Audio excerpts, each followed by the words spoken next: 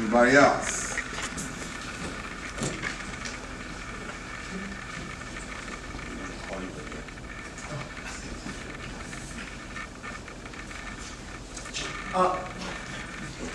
Can y'all hear me? Okay.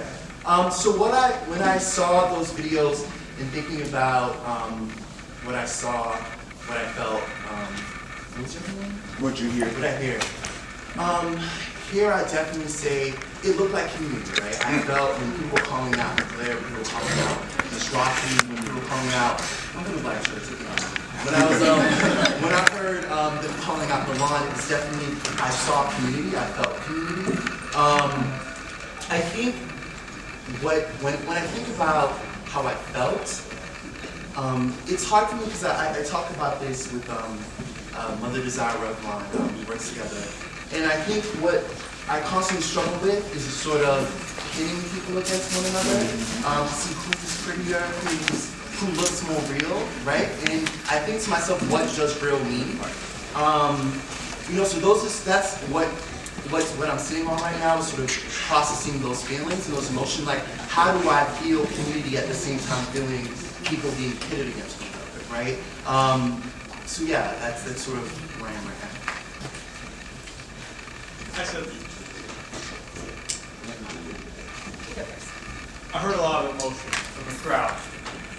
Everyone was wild. Almost. I heard a lot of emotion from the crowd, from every video. Yeah, that's hand answer. So wired hand answer. So a lot of emotions, we'll talk about that. From the crowd, this notion of, and your piece around, how does one build community and at the same time, in many ways, creating conflictual situations. So how's community built out of conflict? And this notion around hearing a lot of emotions from the crowd, right? A colleague of mine named Robert Simber talks about how the runway can be not only a theological space, but it can be a radical pedagogy.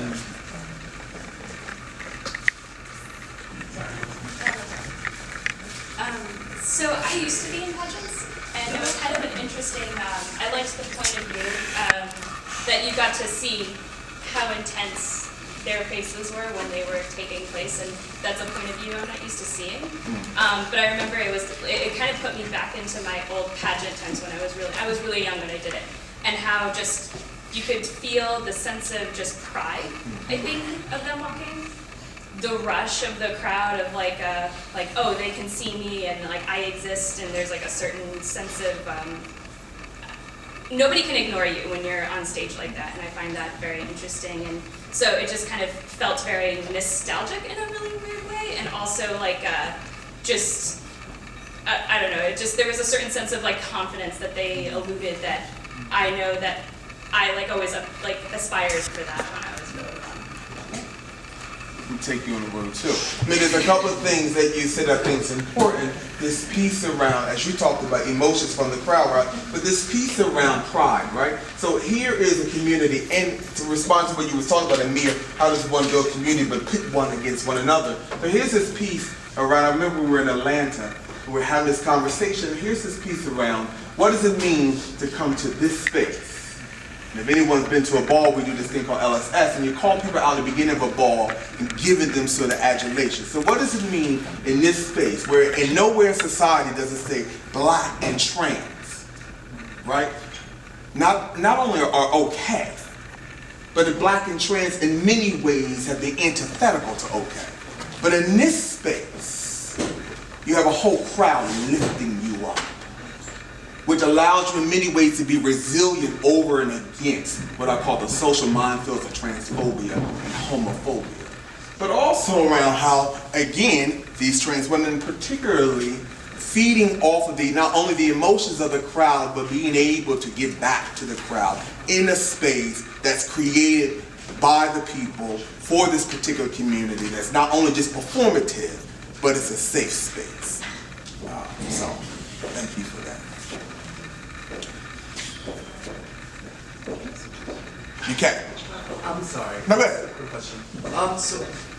So in hearing what you just said, I'm thinking to myself, if we were to look and hear the term like realness, right? Like she's walking on this. In itself, is that not partly transphobic? Oh, it's utterly. This is my point around how ballroom is both problematic. So it invites the problematic, right? And so is it not necessarily, so Bell Hooks has problems sometimes, and she is a little too much for me, but she oftentimes has problems because she says that trans women, particularly in her piece around Paris is Burning, and my critique of Bell Hooks and even Judith Butler's critique is they're critiquing a community as opposed to critiquing Jenny Livingston's lens of the community. So Bell Hooks, if you haven't spoken to Octavia or Danielle or Ajanek, then where's your analysis, right? But her critique around that they are reducing women to notions to notion of hyperfemininity. There is some truth to that, right? But here's two things from this, an old critique.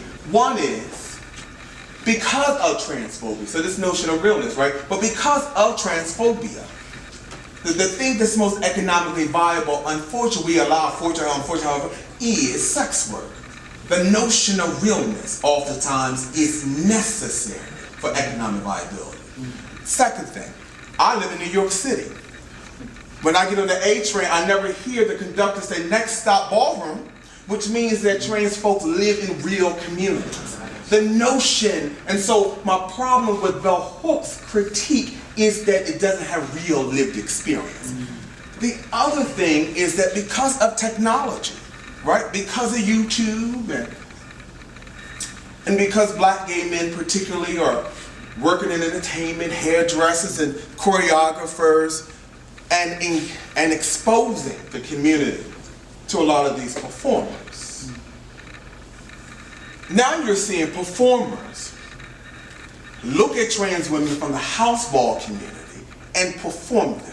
Larger society thinks that it's them. So we think Beyonce, when she does that, if I have enough time, I'll show you that's Leone, right? And so when you look at most of these black, particularly reality TV shows where the black women are using black gay men vernacular but performing femme queens from the ballroom community.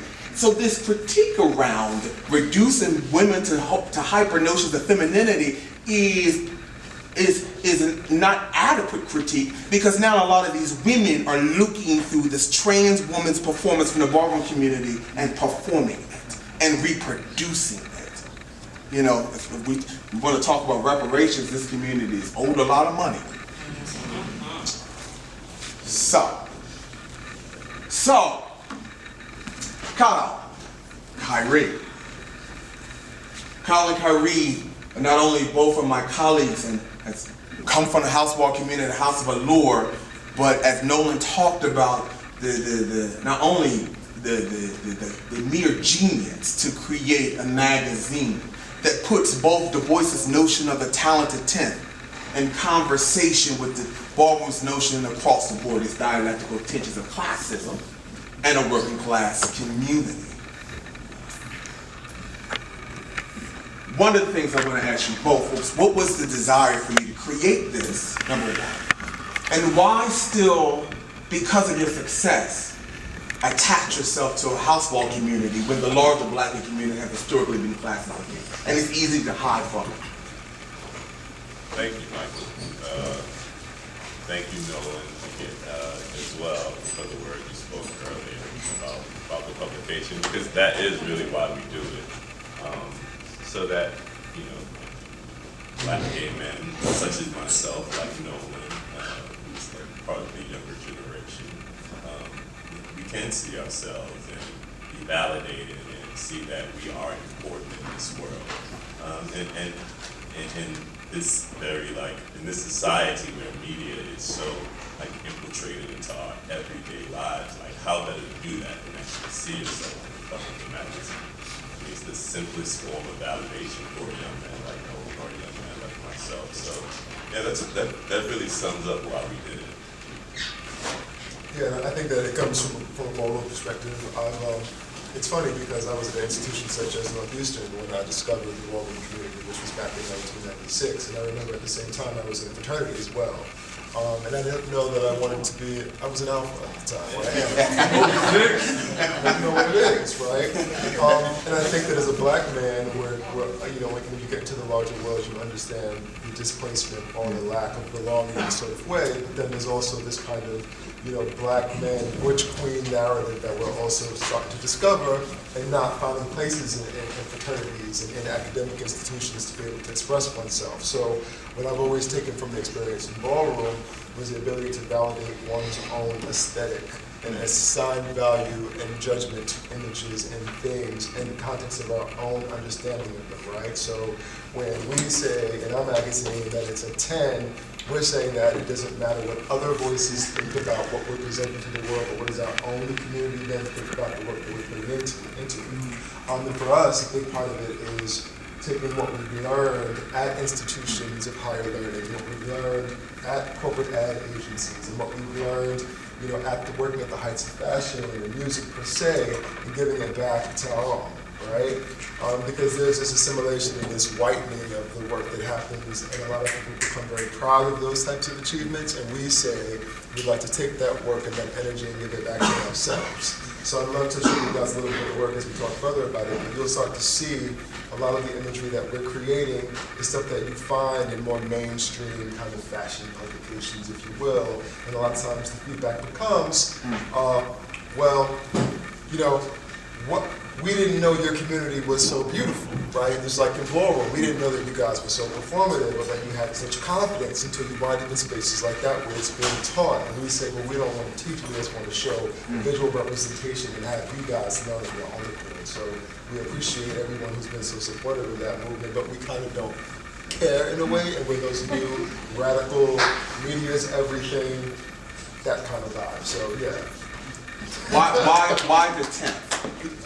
Why particularly Du Bois's notion of the 10th? I think it goes back to, oh no, I don't know that one.